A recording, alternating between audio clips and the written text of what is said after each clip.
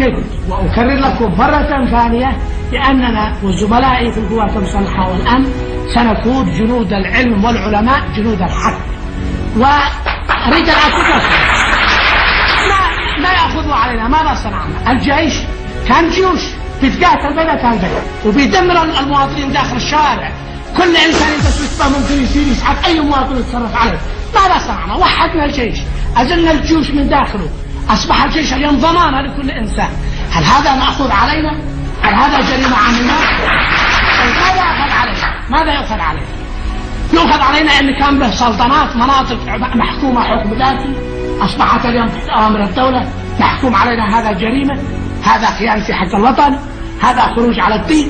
ما محكوم عليه. كلمة الحق الذي ما ترددت أن يقولها كل من نادوا بالحق في كل مكان، ما في شيء. كلمة الحق بتبقى والإنسان بينتهي، والحياة ما هي شيء أمام أن يقول الإنسان الحق.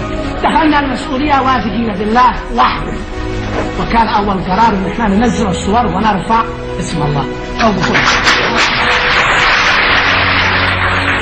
كلهم عندما حملونا المسؤولية قالوا أنتم تتحملوا مسؤولية التصحيح. أنا فهمت أن مسؤولية التصحيح أن احنا نكون كما أمرنا الإسلام ثواب حقيقي، مثل ما نزل رتبتي وأنا كنت عبيد أنا لازم أنزل مصالح الآخرين. دخلنا المسؤولية على هذا الأساس، فهمنا أن التصحيح إنهاء العبث، إنهاء العبث بأموال الأمة، إنهاء العبث بأمنهم، إنهاء العبث بمبادراتهم. هذا كان فهمنا للإصلاح. ثم ماذا؟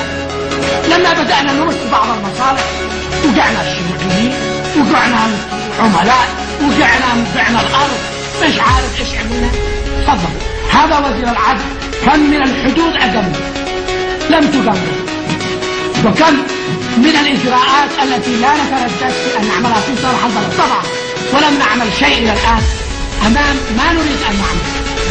ومن هذا المنطلق أرادوا أن يشوهوا الصورة بكل وجه.